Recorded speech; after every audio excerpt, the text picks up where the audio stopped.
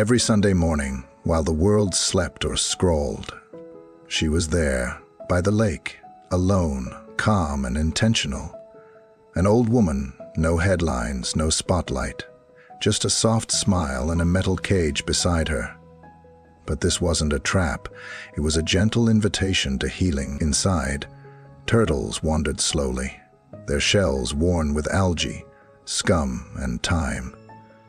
One lay in her lap, still and trusting, as she softly scrubbed its shell with a sponge. Each stroke, a quiet act of care. Week after week, I saw her on my morning jog. And one day, I finally stopped. "What are you doing?" I asked, not with judgment, but honest curiosity.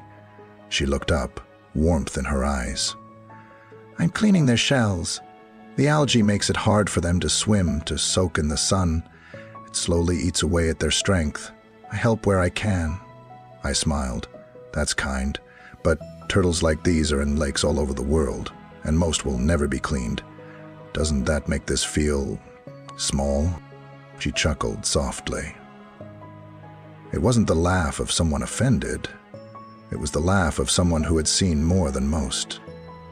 Then she looked down at the turtle in her lap, now shining clean beneath the morning sun, and said, "If this little guy could speak, he'd tell you I just changed his whole world." And in that single sentence, I felt something shift, because that's the truth we often forget. The world measures impact in numbers. How many followers, how many likes, how many reached, but real impact? It's quieter than that. It's not always a roar, sometimes it's a whisper. Sometimes it's the moment you stop walking past and choose to care. You cannot do all the good the world needs, but the world needs all the good you can do. This woman wasn't trying to fix every lake. She wasn't waiting for perfect conditions. She wasn't shouting her story. She was simply doing what she could with what she had where she was. And maybe, just maybe, that's what real greatness looks like. You want to change the world? Then change someone's world. Even the smallest act of kindness, done with intention, can echo across a lifetime. You don't need to save thousands. Just save one, and then another.